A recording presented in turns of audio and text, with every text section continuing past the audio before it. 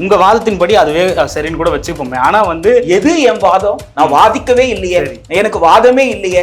தேசிய கல்விக் கொள்கை 2020 66 பக்கம் இருக்கிற ஆவணத்தை சொன்னா அதுக்கு பேர் வாதமா? இல்ல அந்த வாதம் இல்ல சார், அந்த ஆவணத்தில் இருக்கிற விஷயம். அந்த ஆவணத்தில் இருக்கிற விஷயமே நீங்க சொன்னது சரினே வச்சு நான் சொல்லல சார், ஒன்றிய அரசு சொன்னது.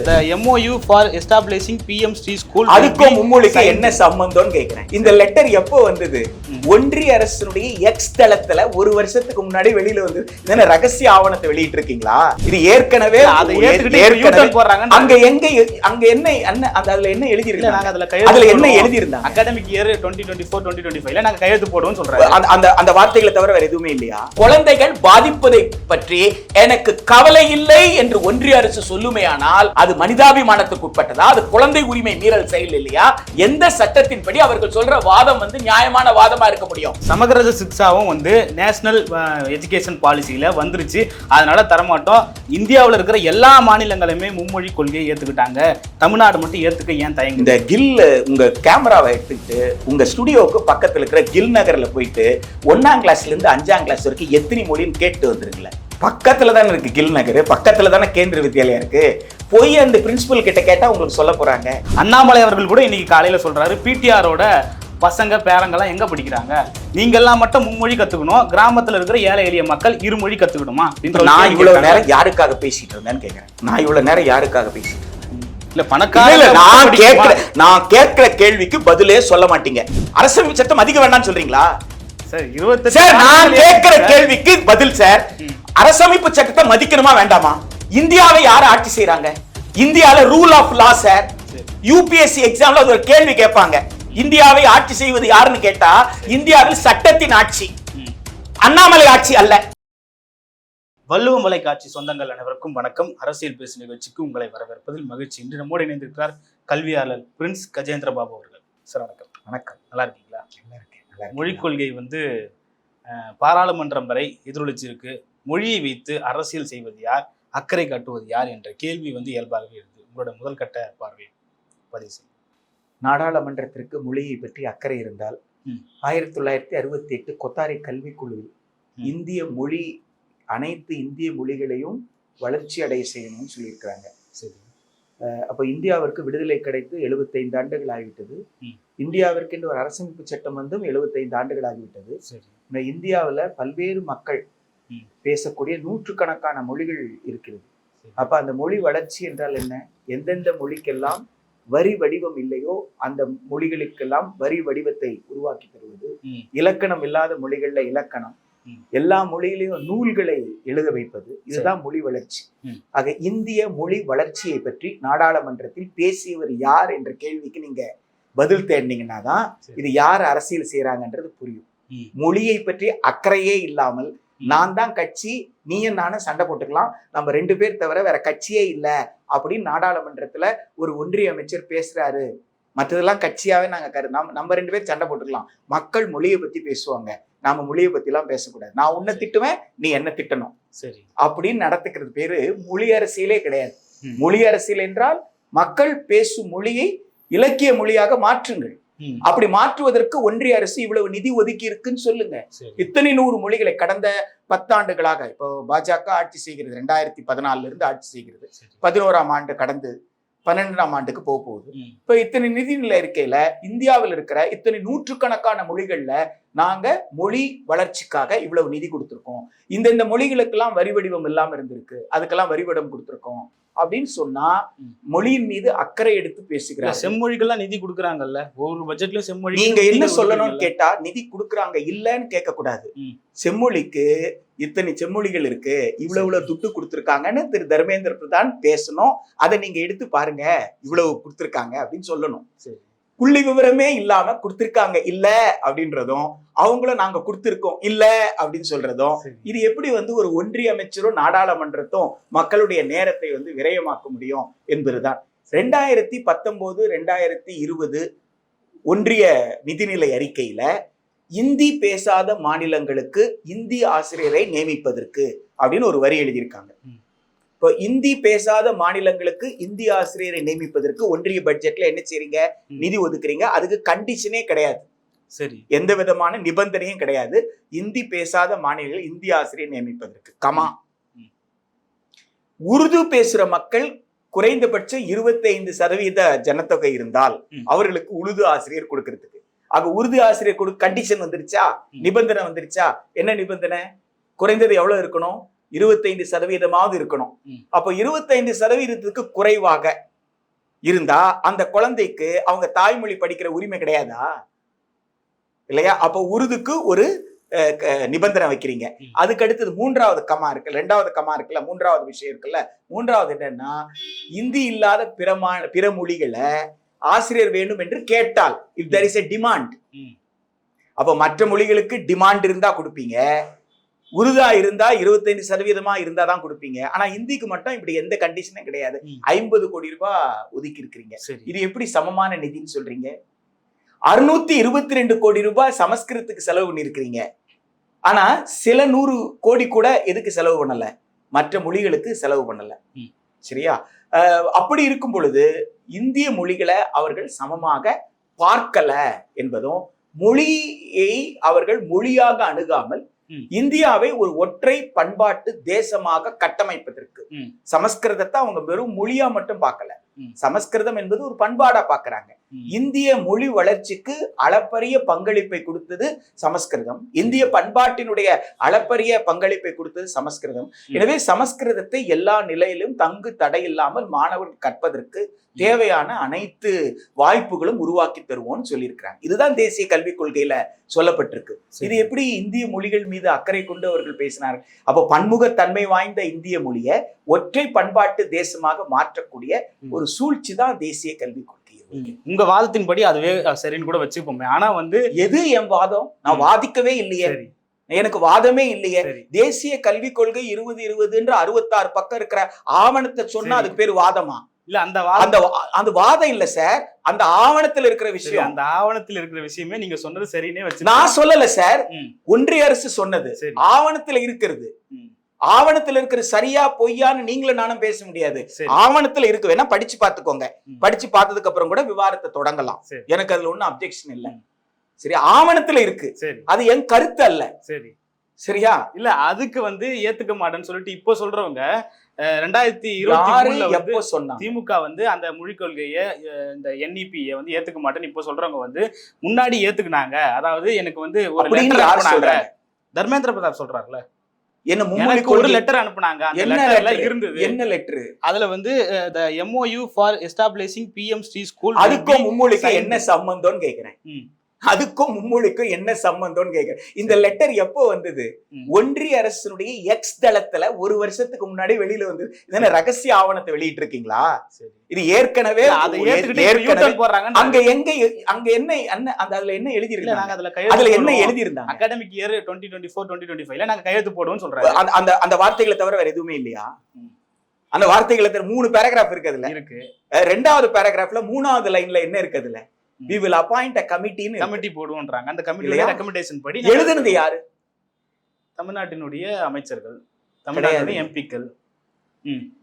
எழுதுனது தலைமைச் செயலாளர். சரி, செக்ரட்டரி, தலைமைச் செயலாளர். சரியா? ஒரு மூத்த IAS ஆபீசர். ஒன்றிய பள்ளிக்கல்வி துறையிலிருந்து அந்த செயலாளர் எழுதிய கடிதத்திற்கு இவர் பதில் எழுதுறார்.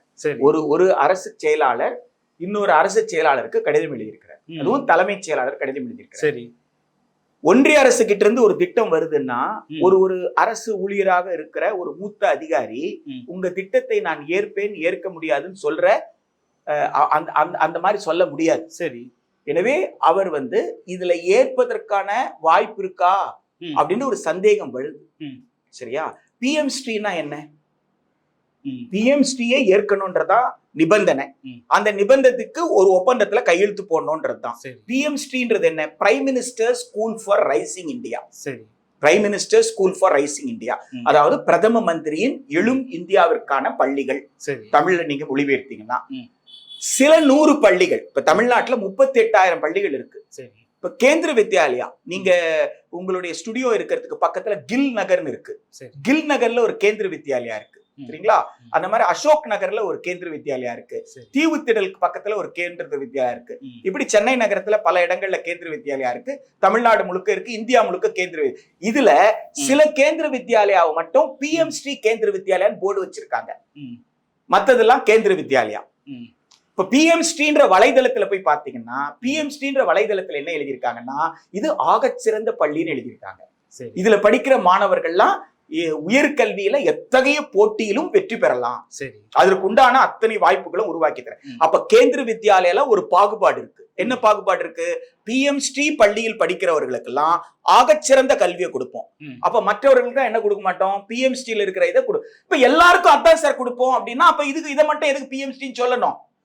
அப்ப இந்த பள்ளி PM ஸ்ரீ ஃபார் ரைசிங் இந்தியான்னா இது எந்த இந்தியாக்கான பள்ளி? இது எழும் இந்தியாக்கான பள்ளின்னா இது எந்த இந்தியா? இது எழாதா? இந்த இந்தியா இந்த பள்ளியில படிச்சா எழாதா? அப்போ இது அரசமைப்பு சட்டத்தின் கூறு 14க்கு நேர் எதிரா இல்லையா? ஒரு தலைமை செயலாளராக நீங்க உட்கார்ந்துட்டு இருக்கிறீங்க, இப்படி ஒரு திட்டத்தை கொடுக்கறாங்க, உங்களுக்கு ஷாக்கா இருக்காதா? இன்னையா அரசமைப்பு சட்டத்தில் சமத்துவ கோட்பாடு சொல்றோமே, சமத்துவ கோட்பாடுன்னா எல்லா பள்ளிகளையும் சமமாதான பாவிக்கணும். அப்ப சிறநூறு பள்ளிகளை மட்டும் தேர்ந்தெடுத்து நான் PM ஸ்ரீன்னு சொல்லிட்டா அப்ப மத்த பள்ளிலாம் என்னன்னு அப்ப நீதிமன்றத்திற்கு வழக்கு போட்டா நான் எப்படி அதுக்குதான் அவர் கமிட்டி போடுறாரு. அவர் என்ன சொல்றாரு? நீங்க ஒன்றிய அரசு நீங்க ஒரு ப்ரொபோசல் கொடுத்திருக்கீங்க, நான் அதுல கையெழுத்து போடுறதுக்கு தயாரா இருக்கிறேன், ஆனா கையெழுத்து போட முடியுமான்னு நான் ஒரு கமிட்டியை கேட்கிறேன், கமிட்டி என்ன சொல்லுதோ அதன்படி நான் கையெழுத்து நிக்கல. அதனால எங்களுக்கு 3வது 4வது கொடுக்க வேண்டிய கொடுங்க. 1ஆம் வகுப்புல இருந்து 8ஆம் வகுப்பு வரைக்கும் கல்வி இந்தியால என்ன சார் அடிப்படை உரிமையா இல்லையா? 1ஆம் வகுப்புல இருந்து 8ஆம் வகுப்பு கல்வி இந்திய அரசமைப்பு சட்டத்தின் கூறு 21A அடிப்படை உரிமை, ஃபண்டமெண்டல் ரைட். இந்திய அரசமைப்பு சட்டத்தின்படி 21 இருக்கு பாத்தீங்களா, அது எமர்ஜென்சி காலத்தில் கூட சஸ்பெண்ட் ஆகாது. அவசர காலம் பிரகடனப்படுத்தப்பட்டா கூட கண்ணியமிக்க வாழ்க்கைக்கான உத்தரவாதம் இருக்கும். அது மத்த உரிமையெல்லாம் 19ல பேச்சுரிமை எல்லாம் முடக்கப்படலாம், ஆனா கண்ணியமிக்க வாழ்க்கைக்கான உத்தரவாதம் முடக்கப்படாது. 21 கீழே தான் ஏ கொடுத்திருக்காங்க. 21A 6ல இருந்து 14 வயது இருப்பவர்களுக்கு கட்டணமில்லா கட்டா கல்வி யார் கொடுக்கணும்? அரசு கொடுக்கணும். இதை நடைமுறைப்படுத்துவதற்கு கல்வி உரிமை சட்டம் 2009 எழுதியிருக்கிறீங்க.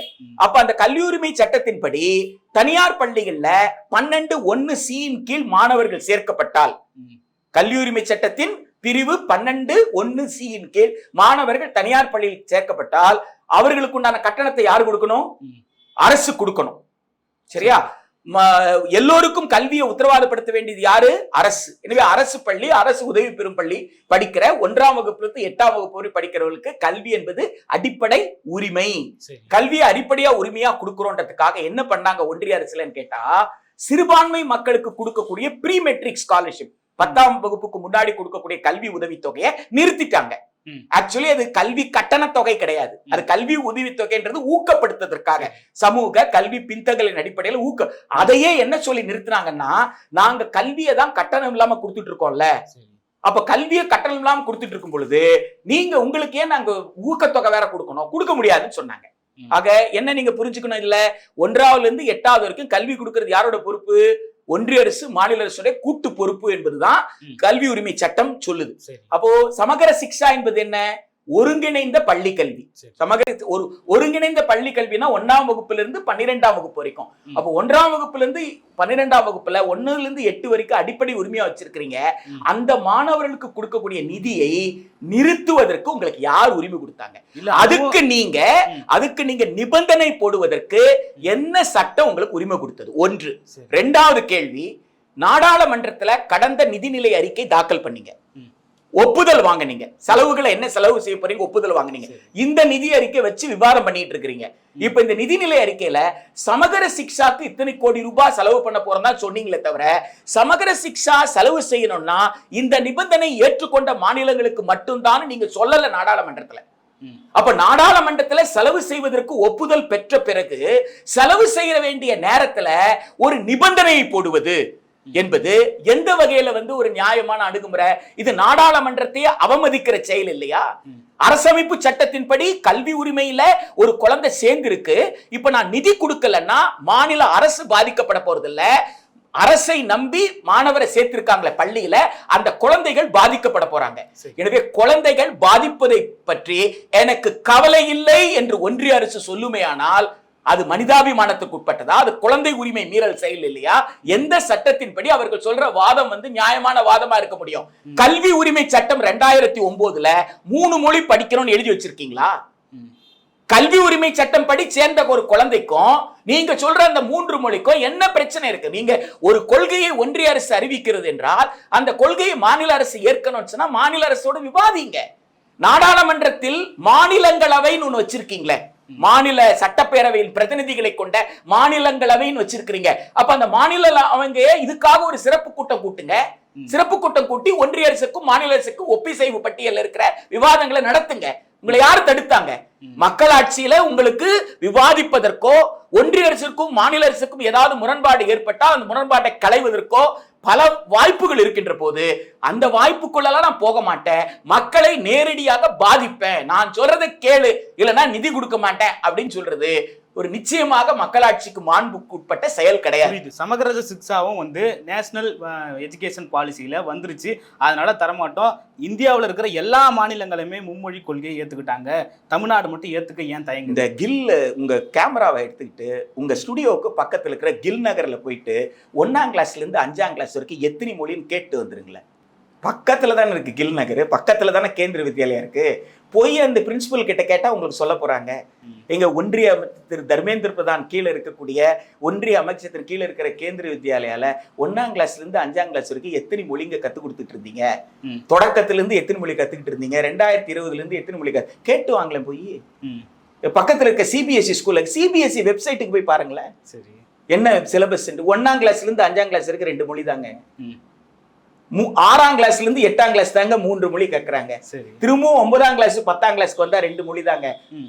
10ஆம் கிளாஸ் மார்க் ஷீட் எடுத்து பாருங்க, 12ஆம் கிளாஸ் எடுத்து பாருங்க. 12ஆம் கிளாஸ்ல 500 மார்க்குங்க. இல்ல மும்மொழி கொள்கையும் அதான் சொல்லு. 1ஆம் கிளாஸ்ல இருந்து 5ஆம் கிளாஸ் வரைக்கும் தாய்மொழியை படிக்கணும், அதுக்கப்புறம் தானே மும்மொழின்னு சொல்லுது. இப்ப சிபிஎஸ்இ பள்ளி எல்லாம் மாநில அரசு கண்ட்ரோல் இருக்கா, ஒன்றிய அரசு கண்ட்ரோல் இருக்கா? ஒன்றிய அரசு கண்ட்ரோல் இருக்கு. இப்ப சிபிஎஸ்இ பள்ளியில தனியார் பள்ளி இருக்கா இல்லையா? சிபிஎஸ்இ பள்ளி தனியார் பள்ளி இருக்கா இல்லையா? இல்லையா? கேந்திர வித்யாலயா அரசு பள்ளி தானே, தமிழ்நாட்டில் இருக்குல்ல. இந்திய மொழிகள் மீது ரொம்ப அக்கறை வச்சிருக்கிறீங்களே, மொழி வளர்ச்சிக்காக தானே பாடுபடுறீங்க, இந்திய மொழியில தானே கத்து கொடுக்கணும்னு சொல்றீங்க. அப்போ நீங்க உங்க துறையின் கீழே இருக்கிற, உங்க பள்ளி கல்வித்துறையின் கீழே இருக்கிற ஒன்றிய அரசுடைய பள்ளி கல்வித்துறையின் கீழே நீங்க அஃபிலியேஷன் கொடுத்து, நீங்க ஏற்பு கொடுத்து நடத்தக்கூடிய தனியார் பள்ளிகள், கேந்திர வித்யாலய பள்ளிகள், தமிழ்நாட்டில் இருக்க அத்தனை பள்ளிகள்லயும் தேசிய கல்விக்குள் நீங்க தான் சொல்றீங்க. நீங்க சொல்ற மாதிரி 1ஆம் வகுப்புல இருந்து 5ஆம் வகுப்பு பயிற்று மொழி தமிழ் ஆக்கிருங்களேன். உங்க கொள்கையை உங்க பள்ளியில நடைமுறைப்படுத்தி காமிச்சிட்டு அப்புறம் தானே மற்ற பள்ளிகளை பத்தி நீங்க பேசணும். ஏன் திரு தர்மேந்திர பிரதானால் மத்திய இடைநிலை கல்வி வாரிய ஏற்போடு இயங்கும் பள்ளியில பயிற்று மொழியை தமிழ் மொழியாக இந்திய மொழிகளை அறிமுகப்படுத்த முடியல? தமிழ்நாட்டில் இருக்கிற கேந்திர வித்யாலயாக்கள் ஒன்னு தமிழர்கள் படிப்பாங்க, தெலுங்கர்கள் படிப்பாங்க, கன்னடவர்கள் படிப்பாங்கன்னா அவரவர்கள் தாய்மொழியில் தான் 1ஆம் வகுப்புல இருந்து 5ஆம் வகுப்பு கேந்திர வித்யாலயம் நடக்கும். தமிழ்நாட்டுல சிபிஎஸ்இ யார் வேணாலும் நடத்துங்க, ஆனா சிபிஎஸ்இ பள்ளி நடத்துனீங்கன்னா 1ஆம் வகுப்புல இருந்து 5ஆம் வகுப்பு என்னவா இருக்கணும்? பயிற்று மொழி தாய்மொழி. ஏன்னா இந்திய மொழியை வளர்ப்பதற்காகவே நாங்கள் என்ன எடுத்திருக்கோம்? அவதாரம் எடுத்து வந்திருக்கிறோம், அப்படிதானே? இந்திய மொழிகள் எல்லாம் தமிழ் மொழி இந்திய மொழி. எனவே தமிழை பயிற்று மொழி ஆக்குவதற்கு யாருமே முயற்சி செய்யல. தேசிய கல்விக் கொள்கை சொல்கிறது, நடைமுறைப்படுத்துங்க சார். தமிழ் மொழியில சிபிஎஸ்இ ஸ்கூல நடத்துங்கன்னு கேட்கிறோம். ஒரு முன்னுதாரணத்தை செட் பண்ணுங்களேன். புரியுது. அதை செட் பண்ணிட்டு பேசாம அப்போ நீங்க ஒரு பாகுபாடு கொண்ட ஒரு கல்வி முறையை கொடுத்துட்டு 140 கோடி மக்களுக்கு எதிராக ஒரு யுத்தம் நடத்திட்டு இருக்கிறீங்க.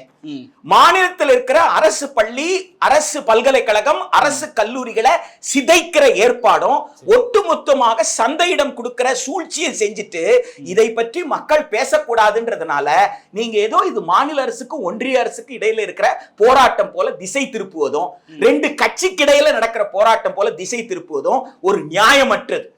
ஒரு 75 ஆண்டு காலமாக கிட்டத்தட்ட ஒரு 400 வருஷ போராட்டம். மகாத்மா ஜோதிராவுடைய போராட்டம் என்ன, நம்முடைய அயோத்திதாச பண்டிதருடைய போராட்டம் என்ன, ஐயங்காளியோட போராட்டம் என்ன, இப்படிப்பட்ட போராட்டங்களுடைய தொடர்ச்சி தான் தந்தை பெரியாரும் அண்ணல் அம்பேத்கரும் ஒரு மிகப்பெரிய போராட்டத்திற்கு பிறகு ஒரு சமூக நீதியின் அடிப்படையில் ஒரு கட்டமைப்பை உருவாக்கி ஓரளவுக்கு இப்பதான் படிக்க வந்திருக்காங்கன்னா அதுக்குள்ள வேலை திறன் பயிற்சி பெற்று வெளியில போங்கன்றீங்களே, நியாயமா? எழுத்தறிவும் எண்ணறிவும் வேலை திறனும் பெற்றால் போறோம். அதுக்கு மேல 12ஆம் கிளாஸ் ஆக சிறந்த பள்ளி நீங்க சொல்ற பிஎம்ஸ்டி பள்ளியிலே ஒருத்தன் படிச்சா கூட 12ஆம் கிளாஸ் முடிச்சதுக்கு அப்புறம் அந்த மார்க் செல்லாது. அதுக்கப்புறம் அவங்க காமன் யூனிவர்சிட்டி என்ட்ரன்ஸ் டெஸ்ட் எழுதிதான் பிஏ தமிழ் கூட படிக்கணும் அப்படின்னு சொல்றது. அப்ப சந்தையில போய் நீங்க படிச்சுட்டு வாங்க அப்படின்னு சொல்றது.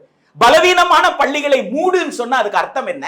பலவீனமான பள்ளிகளை வலுப்படுத்தணுமா, பலவீனமான பள்ளிகளை மூடணுமா? எனவே ஒரு பாகுபாடு கொண்ட ஒரு கட்டமைப்பு. கடைசியில மிச்ச மீதியா 38,000 அரசு பள்ளிகளை நலிவுற செஞ்சுட்டு கடைசியா பிஎம்ஸ்டி பள்ளி தான் இயங்கும்னு சொன்னா அந்த பள்ளியெல்லாம் என்ன செஞ்சிட்டீங்க? மாநில அரசு கண்ட்ரோல்ல இருந்து உங்க கண்ட்ரோல் எடுத்துட்டு வந்துட்டீங்களா?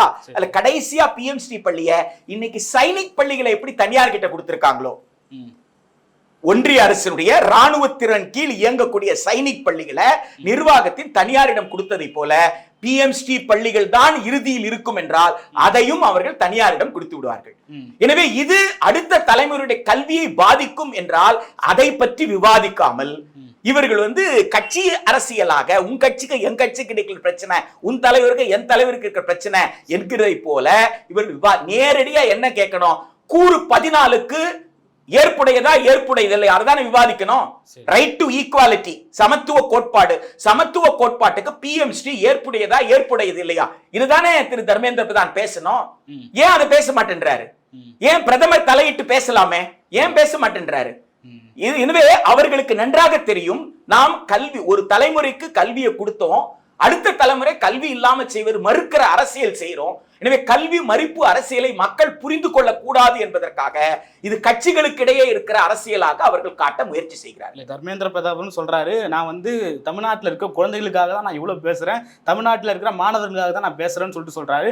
அண்ணாமலை அவர்கள் கூட இன்னைக்கு காலையில சொல்றாரு, பிடிஆரோட பசங்க பேரங்கெல்லாம் எங்க படிக்கிறாங்க, நீங்கெல்லாம் மட்டும் மும்மொழி கத்துக்கணும், கிராமத்துல இருக்கிற ஏழை எளிய மக்கள் இருமொழி கத்துக்கணுமா? நான் இவ்வளவு நேரம் யாருக்காக பேசிட்டு இருந்தேன்னு கேக்குறேன். நான் இவ்வளவு நேரம் யாருக்காக பேசிட்டு இருந்தேன்? இல்ல பணக்கார நான் கேட்கிற கேள்விக்கு பதிலே சொல்ல மாட்டீங்க. சரி, அரசமைப்பு சட்டத்தின்படி வாழணும்னு சத்தியப்பிரமாணம் எடுத்துட்டு வாழ்றவன். எனக்கு 1ஆம் கிளாஸ்ல இருந்து எனக்கு கொடியை ஏத்தி வச்சு கொடிக்கு கீழே நின்று கொடியின் கீழ் நிற்கும் வீரர்களை காணீர், இவர்கள் இன்னுயிரை ஈட்டும் இந்த கொடியினை காப்பர், கொடியினை காக்கிறது அரசமைப்பு சட்டத்தை. ஆனா நீங்க என்ன சொல்ல வரீங்க? திரு அண்ணாமலை அரசமைப்பு சட்டத்தின் கூறு 14 பற்றி கவலைப்படாதே, அதாவது இந்தியாவே அரசமைப்பு சட்ட கூறு 14 கவலைப்படக்கூடாது, இந்திய அரசமைப்பு சட்டம் தான் சமத்துவத்தை சொல்லி இருக்கே தவிர அதை மதிக்க வேண்டிய அவசியம் இல்லை என்று திரு அண்ணாமலை சொல்கிறார். நீங்கள் மட்டும் ஏன் அரசமைப்பு சட்டத்தை மதிக்க வேண்டும் என்று கேட்கிறீர்கள் சொல்றீங்க, அப்படிதானே? அரசமைப்பு சட்டம் மதிக்க வேண்டாம் சொல்றீங்களா? நான் கேட்கிற கேள்விக்கு பதில் சார், அரசமைப்பு சட்டத்தை மதிக்கணுமா வேண்டாமா? இந்தியாவை யார் ஆட்சி செய்யறாங்க? இந்தியால rule of law sir. UPSC எக்ஸாம்ல ஒரு கேள்வி கேட்பாங்க, இந்தியாவை ஆட்சி செய்வது யாருன்னு கேட்டா இந்தியாவில் சட்டத்தின் ஆட்சி, அண்ணாமலை ஆட்சி அல்ல. சரியா? சட்டத்தின் ஆட்சியில சட்டம் என்ன சொல்லுதோ அதுதான், தனிநபர் சொல்றது அல்ல. சட்டம் என்ன சொல்லுதோ அதுதான். எனவே சட்டத்தின் ஆட்சினா இந்திய அரசமைப்பு சட்டத்தின் கூறு 14க்கு இது எதிரா இருக்கேன்னா அதை பற்றி விவாதிக்கவே மாட்டேன். ஒண்ணு இல்லன்னு சொல்லுங்க, ஆமான்னு சொல்லுங்க. ஆனா அந்த கேள்விக்கு நான் என்ன செய்ய மாட்டேன், அதான் அரசமைப்பு சட்டம் மதிக்காதேன்றீங்க. தேசிய கல்விக் கொள்கை 2020 அரசமைப்பு சட்டத்தை மதிக்காம அரசமைப்பு சட்டத்துக்கு anti constitutional, anti Indian, anti national, இதை விட வேற என்ன தெளிவா சொல்லணும்? தேசத்துக்கு எதிரான, தேச மக்களுக்கு எதிரான, இந்திய மக்களுக்கு எதிரான, அரசமைப்பு சட்டத்துக்கு எதிரான ஒரு கொள்கைக்கு பேரு தேசிய கல்விக் கொள்கை 2020. அந்த கொள்கையை என்ன ஏத்துக்க சொல்றீங்க? சரியா? அதை ஏற்றுக்க முடியாது. ரெண்டாவது, உங்க பஞ்சாயத்து என்ன? ஒரு மாநில அரசு அமைச்சருடைய பிள்ளைங்க எங்க படிக்கிறாங்கன்ட்டு, சரியா? உங்க லெவலுக்கு இறங்கி என்னால பஞ்சாயத்து பண்ண முடியாது. ஏன்னா இன்னொருத்த வீட்டுல என்ன நடக்குதுன்னு பாக்குறது என் வேலை கிடையாது. ஒன்றிய அமைச்சருடைய ஒவ்வொரு அமைச்சருடைய குடும்பத்தை சார்ந்தவர்கள் எந்தெந்த பல்கலைக்கழகத்தில் இருக்கிறாங்க, எந்தெந்த நாட்டுல வேலை செய்யறாங்க, எந்தெந்த நாட்டுல படிச்சிருக்கிறாங்க அப்படின்றதா என் வேலையா? நீங்க என்ன எதிர்பார்க்கறீங்க? 140 கோடி மக்களுக்கு கல்வியை மறுக்கிற தேசிய கல்விக் கொள்கையை பற்றி பேசாதே. நான் தமிழ்நாட்டில் இருக்கிற ஒரு அமைச்சரை பத்தி நான் சொல்லுவேன், உடனே நீ ஒரு லிஸ்டோட வா. எந்த லிஸ்டோட வா? ஒன்றிய அமைச்சர்ல எந்தெந்த அமைச்சர் எந்த மாநிலத்துல படிச்சிருக்காங்க, அவங்க பிள்ளைங்க எங்க படிக்க, நீங்க நம்ம 2 பேரும் இப்படி சண்டை போட்டுக்கிட்டு இருக்கலாம். அதுக்குள்ள நாங்க 2 பெருமுதலாளிகளை உலக பெருமுதலாளி ஆக்கி இருக்கிறோம். அவங்க காலேஜ் நடத்துவாங்க, அவங்க மெட்ராஸ் யூனிவர்சிட்டி எடுத்து நடத்துவாங்க, அவங்க அண்ணா யூனிவர்சிட்டி நடத்துவாங்க. சரியா? இதை பத்தி மக்கள் பேசக்கூடாது. நான் உங்க அமைச்சர் வீட்டுல என்ன நடக்குன்னு பேசுறேன், நீங்க என் அமைச்சர் வீட்டுல என்ன நடக்குன்னு பேசுங்க அப்படின்னு ஒரு சூழ்ச்சியை நீங்கள் நிகழ்த்திக்கிட்டு இருந்தா அந்த சூழ்ச்சியை பற்றி விவாதிப்பதுதான் இந்திய மக்கள் ஓட்டு போட்ட இந்திய மக்களோட வேலையா? இந்திய மக்கள் என்ன கேட்கிறாங்க? மொழியை எப்படி அணுகணும்? பிடிஆர் வீட்டுல இருந்து மொழி அணுகுவீங்களா? அண்ணாமலை வீட்டுல இருந்து நான் கேட்கிறேன், பிடிஆர் வீட்டுல இருந்து மொழியா, அண்ணாமலை வீட்டுல இருந்து மொழியா? மொழியை எப்படி அணுகுவீங்க? ஒரு அரசு மொழியை எப்படி அணுகணும்? ஒரு மொழி கொள்கை என்றால், கல்வி கொள்கை என்றால், கல்வியில பயிற்று மொழி என்றால் எப்படி அணுகுவீங்கன்னு கேட்கிறேன். அதுக்கு ஒரு வரைமுறையே இல்லையா? இவன் வீட்டுல எவன் படிக்கிறான், அவன் வீட்டுல எவன் படிக்கிறான், இப்படிதான் கொள்கை அணுகுவீங்க. 140 கோடி மக்களுக்காக ஒரு கொள்கை எழுதுறீங்களா, இவனுக்காக அவனுக்காக நீங்க எழுதுறீங்களா? மக்களுக்கு என்ன சிக்கல்? தாய்மொழியில படிக்க முடியுது அப்படின்னு சொன்னா அந்த குழந்தைக்கு இயல்பான மொழி.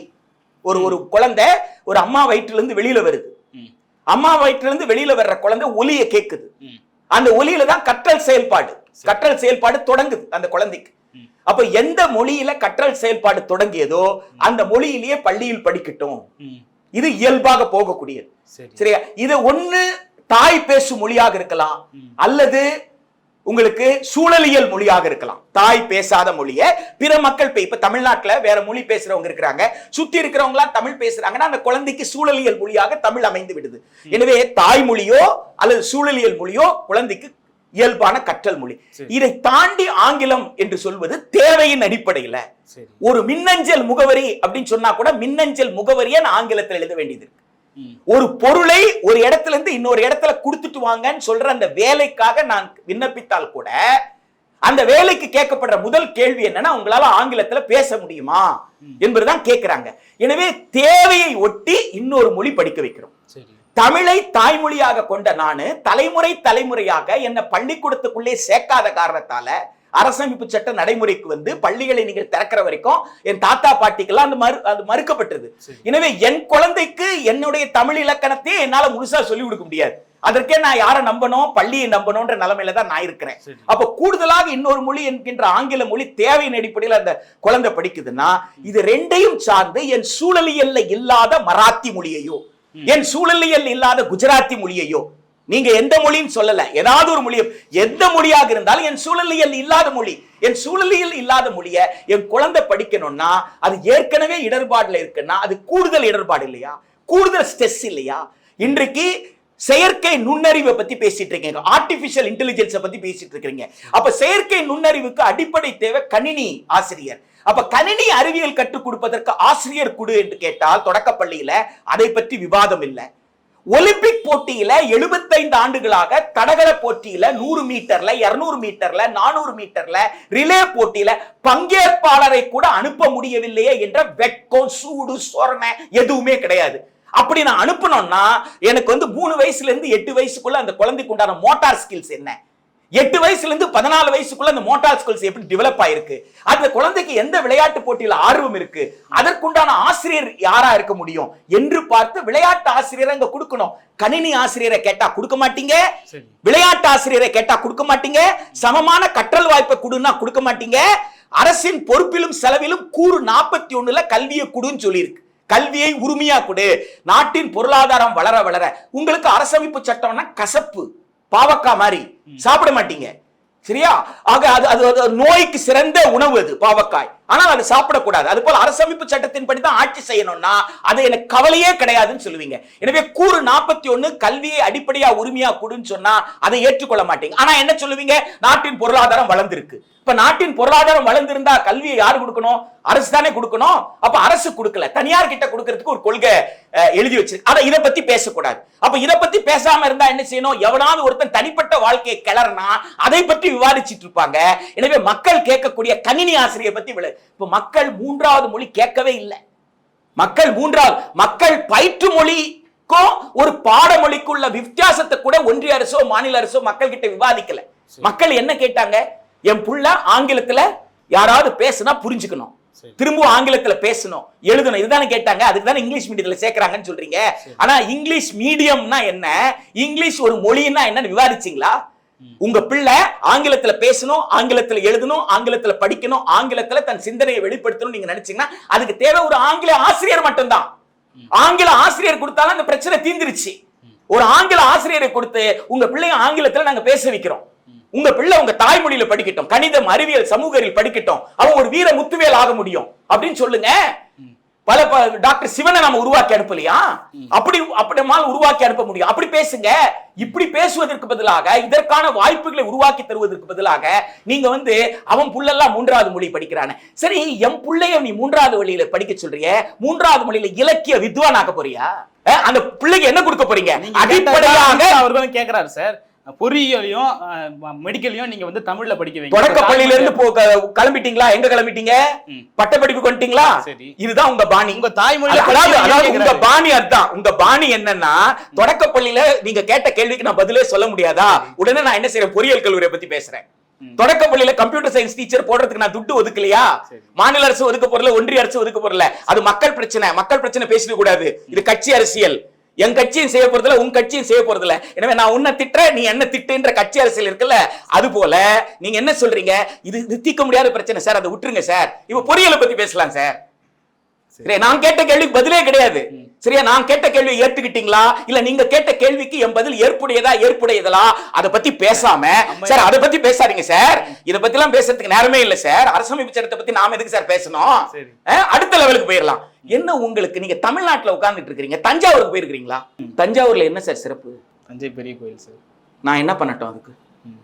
புரட்சி தலைவர் எம்.ஜி. ராமச்சந்திரன் அவர்கள் தமிழ்நாட்டை ஆட்சி செய்த போது அங்கே தமிழ் பல்கலைக்கழகம் உருவாச்ச, அது உங்களுக்கு தெரியவே இல்லையா? தஞ்சாவூர்ல ஒரு ஒன்றிய அமைச்சருக்கு தெரியலையா? எதுக்கு உருவாக்குனாரு? புரட்சி தலைவர் எம்.ஜி. ராமச்சந்திரன் அவர்கள் தமிழ்நாட்டின் முதலமைச்சராக இருக்கும்போது தமிழ் பல்கலைக்கழகத்தை எதற்கு உருவாக்கினார்? ஒவ்வொரு பாடத்திலும் தமிழ் நூல் எழுதுவதற்காக உருவாக்கினார். பொறியியலில் தமிழ் நூல் எழுதப்பட்டு பொறியியல் தமிழ் வழியில் பயின்றுகிட்டு இருக்கிறாங்க. தெரியவே தெரியாதா உங்களுக்கு? அண்ணா யூனிவர்சிட்டி போன் பண்ணி கேளுங்க. சரியா? மருத்துவத்திற்கு தயாராக இருக்கு. கேந்திர வித்யாலயிலோ சிபிஎஸ்இ ஸ்கூல்லயோ 1ஆம் கிளாஸ்ல இருந்து 5ஆம் கிளாஸ் வரைக்கும் தமிழ் மீடியம் ஏன் கொடுக்கலன்னா அதற்கு பதில் சொல்ல முடியல. ஆனா தஞ்சாவூர்ல தமிழ் பல்கலைக்கழகம் இருக்கிறதும் அது பாடம் எழுதி டெக்ஸ்ட் புக் ரெடியா இருக்கு அப்படின்னு சொல்றதுக்கும், நான் திருவாரூர்ல ஒன்றிய அரசு பள்ளி தானே இருக்கு, கல்லூரி தானே இருக்கு, ஒன்றிய அரசு கல்லூரியில தமிழ் வழியில கொடுக்குறேன்னு சொல்லிட்டு போங்க. டெக்ஸ்ட் புக் இருக்குல்ல, நான் வாங்கிக்கிறேன், யூனிவர்சிட்டில இருந்து நான் வாங்கிக்கிறேன். திருவாரூருக்கு தஞ்சாவூருக்கு எவ்வளவு தூரம்? திருவாரூர்ல மத்திய பல்கலைக்கழகம் இருக்கு, தஞ்சாவூர்ல டெக்ஸ்ட் புக் இருக்கு, வாங்கி நடத்துங்க. உங்களை யார் நடத்த வேண்டாம்னு சொன்னது? கேட்ட கேள்விக்கு ஒன்று கூட பதில் சொல்ல முடியாம நீங்க அப்படியே கடந்து எதை வேண்டுமானாலும் பேசிட்டு போலான்னு சொல்றது மக்களை குழப்பி விட்டு, மக்கள் குழம்பிய நிலையில் இருக்கும் பொழுது அடுத்த தலைமுறையை கல்வி மறுக்கிற அரசியல். மக்கள் கேட்கறது தெளிவாக, என் பிள்ளைக்கு பிஏ சேர்க்கணும்னா BA history, BA Tamil, BA economics பொருளாதாரம் வரலாறு, பிஎஸ்சில ஜுவாலஜி பாட்னி சேர்க்கணும்னா கட்டணம் இல்லா கல்வி கிடைக்குமான்னு கேக்குறாங்க. அரசு கல்லூரியில நீங்க என்ன கொடுத்திருக்கீங்க? சமீபத்தில் உருவாக்கின எல்லா பாடப்பிரிவுகளும் சுயநிதி பாடப்பிரிவா உருவாக்கி இருக்கிறீங்க. அரசு தமிழ்நாட்டுல அரசு கல்லூரின்னு சொன்னா 1000 ரூபாய் போறோம் ஒரு வருஷத்துக்கு. அதே அரசு கல்லூரியில சுயநிதி பிரிவுனா 30,000 இருந்து 60,000, 30,000 இருந்து 60,000 என் பிள்ளை எப்படி படிக்கும்? அரசு கல்லூரியில சமீபத்தில் திறந்த விடுதி ஒரு மாதத்திற்கு மெஸ் பில்லு மட்டும் 2,000, ஒரு மாசத்துக்கு மெஸ் பில்லு 2,000, 10,000 காசு டெபாசிட். எப்படி? மக்கள் கேட்கறது என்ன? உயர்கல்வியில கட்டணம் இல்லா கல்வியை கொடு, இல்ல குறைந்தபட்ச கட்டணத்துல கொடு, 10,000 20,000 கட்ட முடியாதுன்னு கேட்கிறாங்க. அதற்கு பதிலே கிடையாது. நான் கல்விக்கு முழுமையான செலவை செய்ய மாட்டேன்னு தேசிய கல்விக் கொள்கை 2020 எழுதி வச்சிருக்கீங்க. நீங்க கார்ப்பரேட் சோசியல் ரெஸ்பான்சிபிலிட்டியில நீங்க தனியாருடைய சமூக பொறுப்புல அவங்க கிட்ட இருந்து நிதியை பெற்றுக் கொள்ளுங்கள், தொண்டு கிட்ட இருந்து நிதியை பெற்றுக் கொள்ளுங்கள் அப்படின்னு சொல்றீங்க. அப்ப அது சரியா போதுமான அளவு கிடைக்குமா? யார் கொடுப்பாங்கன்னு தெரியாது, கொடுக்கிறவன் என்ன நிபந்தனை போடுவான்னு தெரியாது. எனவே பல்கலைக்கழகங்கள் கல்லூரிகள் என்ன செய்ய ஆரம்பிச்சிட்டாங்க? சுயநிதி பிரிவு ஆரம்பிச்சிட்டாங்க. எனவே அரசு கல்லூரி அப்ப 10 ஆண்டுகளுக்குள்ள தேசிய கல்விக் கொள்கை நீங்கள் சொல்லுவதை போல் எல்லா மாநிலங்களும் ஏற்றுக்கொண்டு முழுமையாக நடைமுறைக்கு வந்தால் ஒரே ஒரு ஒன்றிய பல்கலைக்கழகம் தொடங்கி மாநில பல்கலைக்கழகம் வரைக்கும் ஒரு பல்கலைக்கழகம் கூட அரசின் முழு நிதியில இயங்குற பல்கலைக்கழகம் இருக்காது. இதுதான் பெரிய ஆபத்து. இந்த ஆபத்தை பற்றி விவாதி என்று சொன்னால் அந்த ஆபத்தை பற்றி நான் விவாதிக்கவே மாட்டேன். மக்கள் எதிர்பார்க்கிறது, என் குழந்தை ஒரு மொழியில படிச்சிருச்சு, என் குழந்தை எந்த மொழியில படிச்சிருச்சோ அந்த மொழியில உயர்கல்விக்கான வாய்ப்பு கொடுன்னு கேக்குறாங்க. அந்த மொழியில உயர்கல்விக்கான வாய்ப்பு கொடுக்கல. இப்ப 3வது மொழி படித்தால் நீங்க எங்க போனாலும் கூலிக்கு வேலை செய்யலாம்னு சொல்றீங்க, அப்படிதானே? அந்த மொழியில பண்டிதராகிறீங்களா இல்லையோ பிரச்சனை இல்லை, தெரிஞ்சா இன்னொரு இடத்துக்கு போனீங்கன்னா ஒரு வேலை கிடைக்கலப்பா. அப்புறம் கூலி வேலை செய்யறதுக்கா என் பிள்ளைய படிக்க வைக்கிறேன்? என் புள்ள ஒரு மொழியில படிச்சிருக்கா, அந்த மொழியில உயர்கல்விக்கு போகட்டும். எந்த மாநிலத்திற்கு போகிறானோ, எந்த நாட்டிற்கு போறானோ, எந்த மாதிரியான படிப்பு, எந்த மாதிரியான வேலைக்கோ அதுக்கு தேவையான மொழியை கூடுதலா கத்துக்கிட்டோம். கம்ப்யூட்டர் கத்துக்கிறாங்க, கம்ப்யூட்டர் கத்துக்கிட்டு காமர்ஸ்க்கு போறாங்க அப்படின்னு சொன்னா காமர்ஸ்க்கு உண்டான கம்ப்யூட்டர் மொழி ஒண்ணு இருக்கு. கம்ப்யூட்டர் கத்துக்கிட்டு கட்டட தொழிலுக்கு போற சிவில் இன்ஜினியரிங் போறாங்க, ஆர்கிடெக்சர் போறாங்கன்னா அந்த கட்டடத்துறைக்கு சார்ந்த கட்டட பொறியியலுக்கு சார்ந்த கம்ப்யூட்டர் மொழி இருக்கு. எனவே துறை சார்ந்துதான் அந்த மொழி இந்த மொழி அதுக்கு பொருந்தாது உங்களுக்கு. அதை போல ஒரு மொழியை முழுமையாக என் குழந்தை கற்றுக்கொண்ட பிறகு பின்னால் அந்த மொழியின் மூலமாக அந்த குழந்தை எந்த மொழியும் கற்க முடியும். எனவே இங்க மொழி சிக்கல் அல்ல, மொழி என்று சொல்லி என் குழந்தையை தொந்தரவுப்படுத்தாதீங்க. என் குழந்தைக்கு கல்வியின் மீது பள்ளியின் மீது ஆர்வத்தை உண்டு செய்ய அந்த குழந்தைக்கு விளையாட்டாசிரியர் கொடுங்க. அந்த குழந்தை லைப்ரரிக்கு போய் புத்தகத்தை எடுத்து படிக்கணும்னா பள்ளிக்கூடத்துக்குள்ள லைப்ரரியன் கொடுங்க. நீங்க ஸ்டெம்னு சொல்றீங்க, சயின்ஸ், டெக்னாலஜி, இன்ஜினியரிங், மேத்தமேட்டிக்ஸ், ஸ்டெம்னு சொல்றீங்க. அப்ப அந்த ஸ்டெம்முக்கு அடிப்படை என்ன தேவை? நடுநிலை பள்ளியிலிருந்து மேல்நிலை பள்ளி வரைக்கும் ஆய்வு கூடங்கள் தேவை. அந்த ஆய்வு கூடங்கள்ல ஆய்வக உதவியாளர் தேவை, டெமான்ஸ்ட்ரேட்டர் தேவை, ஆய்வக ஆசிரியர் தனியா தேவை. ஒரே ஆசிரியர் இந்த எல்லா வேலையும் செய்ய முடியாது. அப்ப ஆய்வகம் கொடுங்க, ஆய்வக ஆசிரியர் கொடுங்க, ஆய்வக உதவியாளர் கொடுங்கன்னு கேட்டா இதை எதையுமே செய்யாமல் நீங்க இன்னொரு மொழி படிக்கலாமா வேண்டாமான்னு பற்றி விவாதித்துக் கொண்டே இருங்க அப்படின்னு சொல்றது எந்த வகையிலுமே நியாயம் இல்லாதது. தமிழக மக்கள் மிக தெளிவாக கேட்கிறாங்க. பகத்சிங் 13 வயசுல அம்ரிஸ்டர்ல ஜாலியன் வாலாபாக்ல நடந்த அந்த படுகொலை நடந்த இடத்துல போயிட்டு அந்த மண்ணை எடுத்தார் ரத்தத்தோடு. அந்த ரத்தத்தின் மீது ஒரு சபதம் எடுத்தார். என்ன சபதம்? விடுதலை இந்தியாவில் எல்லோருக்கும் கல்வியை கொடுக்கிற பொறுப்பு அரசிடம் இருக்கும் என்பதுதான். எல்லோருக்கும் கல்வி சமமா கிடைக்கும். இங்க வஉசி ரத்தத்தை சிந்தினாரு. வஉசி சிந்தின ரத்தத்துக்கு என்ன பொருள்? அந்த ரத்தம் அடுத்த தலைமுறை, என் பேரன் பேத்தி காலத்துல அரசு தன் பொறுப்புல கல்வியை கொடுக்கணும். அரசமைப்பு சட்டத்தை எழுதும் போது என்ன சொன்னீங்க? அரசுக்கு பொருளாதார நிலை சரியில்லை, எனவே கல்வியை உரிமையா கொடுக்க முடியாதுன்னு சொன்னீங்க. அப்பதான் அண்ணல் அம்பேத்கர் என்ன செய்யறாரு? கூறு 41 எழுதுறாரு. இன்னைக்கு இருந்தாமலே பொருளாதாரம் இருக்காது இல்ல, பொருளாதாரம் மேம்படும் இல்ல. அப்ப பொருளாதாரம் மேம்பட கல்வியை அரசு உரிமையா கொடுக்கணும் எழுதி வச்சுட்டு போனார். பொருளாதாரம் மேம்பட்டு இருக்கு, ராணுவ தடவாளங்கள் வாங்குறீங்க, ஒரு கண்டத்திலிருந்து இன்னொரு கண்டம் பாய்வதற்கு ஏவுகணை வாங்குறீங்க, நீங்க பல கோள்களுக்கு போறதுக்கு உண்டான எல்லா வேலையும் செய்றீங்க. கோள்கள்ல இருக்கிற இயற்கை வளங்களை சுரண்டுவதற்கு முதலாளித்துவ நாடுகள் மத்தியில, ஏகாதிபத்திய நாடுகள் மத்தியில போட்டி நிகழ்ந்தால் அந்த போட்டியில பங்கேற்க வேண்டும் என்று துடிக்கிறீங்க. ஆனா இங்க இருக்கிற மக்களுக்கு அரசமைப்பு சட்டத்தின்படி சமமான கற்றல் வாய்ப்பை கொடுக்க மறுக்கிறீங்க. 75 ஆண்டுகள் ஆன பிறகு கூட எதை பற்றியெல்லாம் மக்கள் விவாதித்து விடாமல் இருப்பதற்காக தனிப்பட்ட தாக்குதல், தனிப்பட்ட கட்சி அரசியல் என்று ஒன்றிய அரசு செய்வது என்பது நாடாளுமன்றத்தில் மக்களுக்கு இருக்கிற நம்பிக்கையை இழக்கச் செய்வது. மக்களாட்சி மீது மக்களுக்கு இருக்கிற நம்பிக்கையை இழக்கச் செய்கிற வேலையை நாடாளுமன்றம் செய்யக்கூடாது. மாநில அரசு இதுல அரசியல் செய்யலன்னு சொல்றீங்களா? மாநில அரசு, தமிழ்நாடு மக்கள் 2021 தேர்தல்ல மிக தெளிவாக தேசிய கல்விக் கொள்கையை நிராகரிக்க சொல்லி வாக்களித்திருக்காங்க.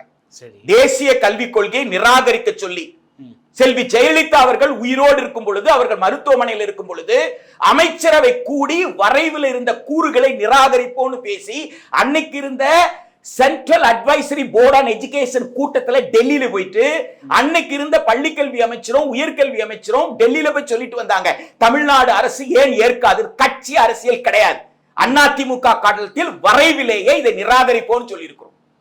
சரியா? அதிமுகவும் தேசிய கல்விக் கொள்கையில் இருக்கிற இந்த பாதகமான அம்சங்களை ஏற்க முடியாதுன்னு சொல்லி இருக்கு, திமுகவும் சொல்லி இருக்கு. சரியா? தமிழக மக்கள் அளித்த வாக்கு எதுக்குன்னு கேட்டா தேசிய கல்விக் கொள்கை 2020 நிராகரிப்பதற்கு.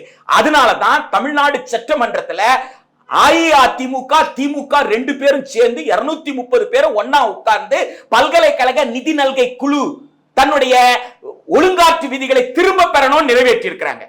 எனவே இது கட்சி அரசியல் அல்ல, தமிழக அரசு சம்பந்தப்பட்டதல்ல, தமிழக மக்கள் சம்பந்தப்பட்டது. இந்திய அரசமைப்பு சட்டத்தின்படி இறையாண்மை என்பது மக்களிடம் இருக்கிறது. மக்களிடம் இருக்கக்கூடிய இறையாண்மையை தான் வாக்களித்து தேர்ந்தெடுக்கும் பிரதிநிதி மூலமாக ஒன்றிய அரசுக்கும் தர்றாங்க, மாநில அரசுக்கும் தர்றாங்க. எனவே மாநில அரசு மக்கள் சொன்ன வேலையை செய்யுது. மக்கள் தேசிய கல்விக் கொள்கையை நிராகரிக்க சொல்கிறது. எனவே மாநில அரசு தேசிய கல்விக் கொள்கையை நிராகரிக்கிறது. இது தெளிவானது. கல்வி மறுப்பு அரசியலை ஒன்றிய அரசு செய்கிறது. நாம் கல்வி வழங்கும் அரசியலை, கல்வி என்பது அரசியல், கட்சி அரசியல் அல்ல. கல்வி என்பதே அரசியல் தான். கல்வி கொடுத்தா அது அறிவை பெருக்கும். அறிவை பெருக்கினால் ஜனநாயகம் வலுப்பெறும். ஜனநாயகம் வலுப்பெற்றால் தனி மனித சுதந்திரம் காக்கப்படும். கல்வி மறுத்தால் அறிவு பெற முடியாது. ஜனநாயகம் வலுவிழக்கும். தனி மனித சுதந்திரத்தை இழக்க வேண்டியது இருக்கும். எனவே கல்வி என்பதே ஒரு அரசியல். நேரடி அதான் புத்தர் சொன்னாரு, மக்களிடம் சென்று உரையாடுங்கள் சொன்னாரு. எனவே கல்வியை மறுக்கின்ற அரசியலை ஒன்றிய அரசு செய்கின்ற போது அந்த அரசியலை ஏற்க இயலாது என்பதுதான் தமிழ்நாட்டின் நிலை. கல்வியை வழங்கும் சமூக நீதியின் அடிப்படையிலான ஒரு கல்வி என்பதுதான் தமிழ்நாட்டின் நிலை. அம்மையார் நிர்மலா சீதாராமன் இன்னைக்கு சொல்றாங்க, நீங்க வச்சிருக்க இந்த இருமொழி கொள்கையில என்ன சாதிச்சீங்க? 8.2 விழுக்காடு 3வது படிக்கிற மாணவர்கள் படிக்க எழுத தெரியாம தமிழ திணறாங்களா இல்லையா? தமிழ்நாட்டுல தமிழ் மாணவர்களுக்கு படிக்க எழுத தெரியுதான்ற கேள்வியும் கேட்கறாங்க. நாங்க தமிழை இழிவுபடுத்திட்டோம், தமிழர்களை இழிவுபடுத்திட்டோம் பேசுற நீங்க வணங்கக்கூடிய பெரியார் என்ன பேசியிருக்காரு, விடுதலை பத்திரிகையில என்ன பேசியிருக்காரு அப்படின்னு சொல்லிட்டு அந்த வாதத்தை எடுத்து வைக்கிறாங்க. ரொம்ப பாராட்டணும் சார். யாரெல்லாம் என்னெல்லாம் அர்த்தம் இல்லாமல் பேசுறார்களோ அவர்களை மனப்பாடம் செய்து ஒப்பிப்பதற்கு கேள்வி இல்ல. அந்த கேள்விக்கு, அதாவது இன்னைக்கு கேட்ட கேள்வியா இருந்தா ஏதோ புதுசா பதில் சொல்லலாம். சரியா? இந்த கேள்வி ஏதாவது புதுசா இருந்தா இப்பதான் நிர்மலா சீதாராமன் இந்த கேள்வி நீங்க தயவு செய்துங்க ஒண்ணு தமிழ் இலக்கிய வள்ளுவம் என்று தொலைக்காட்சிக்கு பேர் வச்சிருக்கிறீங்க, வள்ளுவ தொலைக்காட்சி. சரியா? வள்ளுவத்தை படிச்சிருக்கணும். சரியா? வள்ளுவத்தை படித்து வள்ளுவத்தின்படி பாவேந்தன் பாரதிதாசன் ரொம்ப அழகா சொல்லுவாரு, சங்க இலக்கியத்தை படிக்கணும், 100 படி போட்டு நூலை படின்னு எழுதியிருப்பாரு. வள்ளுவன் சொன்னபடின்னு கற்கத்தான் வேண்டும், அப்படி கல்லாதவர் வாழ்வது எப்படின்ற கேள்வி எழுப்புவார். எனவே ஒரு கற்றல் முறையை வள்ளுவன் கொடுத்திருக்கிறார். வள்ளுவன் கொடுத்த கற்றல் முறைப்படி வள்ளுவம் தொலைக்காட்சியே இயங்காதுன்னு சொன்னா அப்புறம் யார்கிட்ட போய் என்ன பேச முடியும்? ஆக பரவாயில்ல, ஒரு செய்தியாளராக அவர்கள் சொன்னதை கேட்க வேண்டியது என் கடமை, கேட்கிறேன். நீ இதுக்கு முன்னாடி பதில் சொல்லியிருக்கலாம், பதில் சொல்வதற்கு மட்டுமே பிறந்திருக்கிறாயே தவிர கேள்வி கேட்கிற உரிமை உனக்கு கிடையாதுன்னு சொல்றீங்க. என்னால புரிஞ்சுக்க முடியுது. பதில் சொல்லி அழிந்து போங்க. கல்வியை மறுத்துக்கிட்டே இருப்போம் சார். ஆனா நீங்க என்ன சொல்லணும்? கல்வி வேணும் கேட்டு செத்து போயிருங்க சார். உங்க பிள்ளைய நாளைக்கு கல்வி வேணும் சொல்லி செத்து போயிரும் சார். ஜோதிபா பூலேக்கு மறுக்கலையா கல்விய? அயோத்திதாசரால என்ன செய்ய முடிஞ்சது? ஒரு அளவுக்கு தானே போராட முடிஞ்சது. அது போல உங்க காலத்துக்கு நீங்க உங்க ஆவிய ஃபுல்லா எதுக்கு பதில் செலவு செய்யணும்னா, ஏற்கனவே பல தலைமுறையா கேட்கப்பட்ட கேள்விய, பலர் கேட்ட கேள்விய மீண்டும் நிர்மலா சீதாராமன் கேட்பாரு. அந்த கேள்வியை நான் உங்ககிட்ட கேட்பேன். பலருக்கு நீங்க பதில் சொல்லியிருந்தாலும் மீண்டும் நீங்க பதில் சொல்லணும். ஏன்னா நான் செய்தியாளர், நான் கேள்வி கேட்டேன், நீங்க பதில் சொல்லணும். அதுதான் உங்க ஊடக தர்மம். எனவே உங்க ஊடக தர்மத்தை பற்றியே கேட்கிறேன் நானு. மகாகவி சுப்பிரமணிய பாரதியார் என்ற தேசிய கவி மெல்ல தமிழினி சாகும் என்று சொன்னாரே, தமிழ் மீது பற்று வைத்தா அல்லது தமிழை இழிவுபடுத்தியா? மெல்ல தமிழினி சாகும் அப்படின்னு சொன்னாரே, அது தமிழ் மீது பற்று வைத்தா தமிழை இழிவுபடுத்தியா? தமிழ் மீது பற்று வைத்துதான். எட்டு திக்கும் சென்றிடுவீர் கொணர்ந்திங்கு சேர்ப்பீர் செல்வம் யாவும்னு சொன்னாரே, அப்ப தமிழ்ல செல்வம் இல்லை என்று மகாகவி சுப்பிரமணிய பாரதி சொன்னாரா? எப்படி புரிந்து கொள்றீங்க கேக்குறேன். 8 திக்கும் சென்று கொணர்ந்திங்கு சேர்ப்பீன்னு சொன்னார்ல, செல்வங்கள் யாவும்னு சொன்னார். எந்த செல்வத்தை கேட்டாரு? வைடூரியத்தை கேட்டாரா? வைரத்தை கேட்ட? என்ன செல்வம் சார் கேட்டாரு? உங்களை கேட்கல நானு. நிர்மலா சீதாராமன் அவர்களை மரியாதைக்குரிய நிதியமைச்சர் கேட்டு சொல்லுங்க. அதை செய்ய மாட்டீங்களே. பாவேந்தன் பாரதிதாசன் 8 திக்கும் சென்று கொணர்ந்திங்கு சேர்ப்பின்றார. எந்த செல்வத்தை? வைரத்தையா, வைடூரியத்தையா, தங்கத்தையா? எதை? அறிவை, அறிவியல் அறிவை. அதைத்தானே தந்தை பெரியாரும் சொன்னாரு. நீங்க கடவுள் கிட்ட என்ன வேண்டி இருக்கிறீங்க? எப்படிப்பட்ட பாடல்களை நீங்க வச்சு கடவுள் கிட்ட என்ன மாதிரி வேண்டுதலா நீங்க வச்சிருக்கிறீங்க? சரியா? அப்ப இப்படிப்பட்ட வேண்டுதலை வைக்கிறது அறிவியல் பூர்வமான அறிவு வேண்டாமா? சமத்துவத்தை வளர்த்த சிவனை நம்பக்கூடிய நீங்கள் சமத்துவத்திற்கு எதிராக தீண்டாமையை கடைபிடிக்கிறீங்களே, நியாயமா? அறிவியலுக்கு இது பொருந்துமா? அவருக்கு ஓ பாசிட்டிவ், உங்களுக்கு ஓ பாசிட்டிவ். அவர் அடிபட்டார்னா உங்க ரத்தத்தை தான் கொடுக்கணும். நீங்க அடிபட்ட அவர் எப்படி தாழ்ந்தவர் ஆனார், நீங்க எப்படி உயர்ந்தவர் நீங்கன்னு கேள்வி எழுப்பினாரு. எனவே இந்த அறிவை பெறணும். இந்த அறிவு தமிழுக்கு வேண்டும் சொன்னாரு. எந்த அக்கறையோடு பாரதி பேசினாரோ அதே அக்கறையோடு தான் தந்தை பெரியார் பேசியிருக்காரு. பாரதி பேசினால் அது அக்கறை, தந்தை பெரியார் பேசினால் அது அக்கறை இல்லையா? இப்படி அடுத்தது ஒன்றிய அமைச்சர் என்ன சொல்றாருன்னு சொல்றீங்க? தமிழக மக்களுக்கு 2+2 4 எழுத தெரியலன்னு சொல்றாங்க. தெளிவா பேச வேண்டியது தானே. தமிழக பள்ளிகள்ல கணித ஆசிரியர் இருக்கிற பள்ளிக்கூடத்துல அது இல்லையா? கணித ஆசிரியர் இல்லாத பள்ளிக்கூடத்துல இல்லையா? சேர்த்து சொல்ல வேண்டியது தானே. கற்றல் திறன் வெளிப்பாடு என்பது தமிழ்நாட்டுக்கு மட்டுமல்ல, குஜராத்துக்கு இருக்கு, கர்நாடகாக்கு இருக்கு, உத்தரப்பிரதேஷ்க்கு இருக்கு. நீங்க சொல்ற ரிப்போர்ட்ல எல்லா மாநிலமும் வருது. வேணா விகிதாச்சாரத்துல ஒரு மாநிலம் முன்ன பின்ன இருக்கலாம், அவ்வளவுதான். எல்லா மாநிலத்திலும் இருக்கு. ஒப்பிடுங்க. அந்த மாநிலத்துல ஆசிரியர் இல்ல, அதனால கற்றல் திறன் இல்ல. கற்றல் திறன் ஒன்று வேறு. இன்னொரு பக்கத்துல என்ன போய் பேசுறீங்க, பாடத்திட்டம் சரியா இல்லைன்னு சொல்றீங்க. அதுவும் திரு அண்ணாமலை அவர்கள் தான் பேசுறாங்க. பாடத்திட்டம் சரியா இல்லைன்னா என்ன அர்த்தம்? பாலினம் தரத்துக்கு என்ன அளவுகோல் வச்சிருக்கீங்க? எப்படி சொல்லணும்? பாடத்திட்டத்தை பற்றி பேசுவதாக இருந்தால் பாடத்திட்டம் எப்படி எழுதுறாங்க? உலகம் முழுக்க பாடத்திட்டம் வயதிற்கு தகுந்த முதிர்ச்சி. ஒவ்வொரு ஆண்டும் கூடுகிறது என்றால் அந்த வயதிற்கு தகுந்த அனுபவம் வருது. அந்த அனுபவத்தின் அடிப்படையில் முதிர்ச்சி, இந்த முதிர்ச்சியின் அடிப்படையில் தான் கற்றல் நிகழும். அப்ப அந்த கற்றல் நிகழ்ந்தால் தான் வெளிப்பாடு கிடைக்கும். எனவே கற்றல் திறன் வெளிப்பாடு என்பது வயது சார்ந்த அனுபவம், அதுமதி சார்ந்த முதிர்ச்சி. இதை ஒட்டிதான் பாடத்திட்டம் எழுதப்படும். அப்போ 8 வயது குழந்தைக்கு என்ன கற்றுக் கொடுக்கணும், ஒவ்வொரு பாடத்துல என்ன கற்றுக் கொடுக்கணும், 10 வயது குழந்தைக்கு 14 வயது குழந்தைக்கு ஒரு அளவு இருக்கு. எடுத்து வைங்க, 2 புத்தகத்தை வைங்க. இந்த புத்தகத்தில் இருக்கிற இந்த பகுதி இந்த புத்தகத்துல இல்லைன்னு சொல்லுங்க. ஆகு பெயர் தெரிஞ்சிருக்கணும், பெயர் சொல் என்றால் என்ன தெரிஞ்சிருக்கணும், வினை சொல் என்றால் என்னன்னு தெரிஞ்சிருக்கணும். இந்த வகுப்புல அத இந்த பாடத்துல இருக்கு, இந்த பாடத்திட்டத்துல இருக்கு. ஆனால் இந்த பாடத்திட்டத்துல இல்ல, அதனால் இது தரமற்றதுன்னு சொல்லுங்க.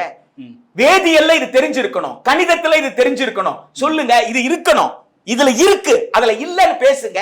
ஒண்ணு ஆசிரியர் இல்லையா, ஆசிரியர் இல்லைன்னா கற்றல் கற்பித்தல்ல இருக்கிற பிரச்சனை, பாடத்திட்டம் குறைவு, பாடத்திட்டத்திலேயே பிரச்சனை. கற்றல் திறன் வெளிப்பாடு இருக்குன்னா ஒரு வகுப்புல 20 பேர் இருக்கிறாங்க, 20 பேர்ல 10 பேர் படிச்சுட்டாங்க, 10 பேர் படிக்கலன்னா அப்ப நீங்க கற்றல் நடக்கலன்னு சொல்ல முடியாது, பாடத்திட்டத்துல குறை சொல்ல முடியாது. அப்ப அந்த 10 பேர் அப்ப அவங்களுடைய சமூக சூழல் என்ன? அப்ப அந்த சமூக சூழலை நான் ஏற்பட்ட கற்றல் குறைபாடு அப்படின்னு சொன்னா அந்த கற்றல் இடர்பாடை களைவதற்கு குஜராத்ல என்ன சொன்னீங்க அதை சொல்லுங்க. உத்தரப்பிரதேசல என்ன செய்யுங்க, அந்த உதாரணத்தை சொல்லுங்க. பாருங்க, நாங்க இப்படியான கற்றல் திறன் இழப்பு எங்களுக்கு இருந்தது. அப்ப அதை சரி செய்வதற்கு இந்த மாதிரி வச்சிருக்கிறோம், நீங்க ஏங்க செய்யலன்னு சொல்லணும். இதுக்குதான் நாடாளுமன்றம். மகாகவி சுப்பிரமணிய பாரதியார் என்ன சொன்னார், தந்தை பெரியார் என்ன சொன்னார், விடுதலை பத்திரிகை எடுத்து விவாதம் நடத்திட்டு இருக்கிறது, சுதேசமித்திரன் பத்திரிகை வச்சு விவாதம் நடத்துற இடத்துக்கு பேரு நாடாளுமன்றம் அல்ல. அது அரசியல் ரீதியாக தேவைப்பட்டால் அதை செய்யலாம்.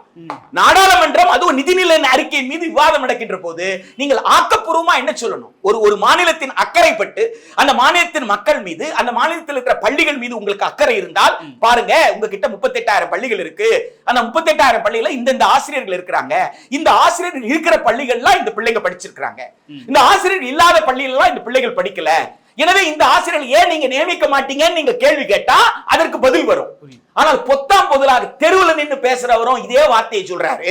இப்ப பாடத்திட்டம் சரியில்லைன்றாரு, 2-4 எழுத தெரியலன்னு சொல்றாரு.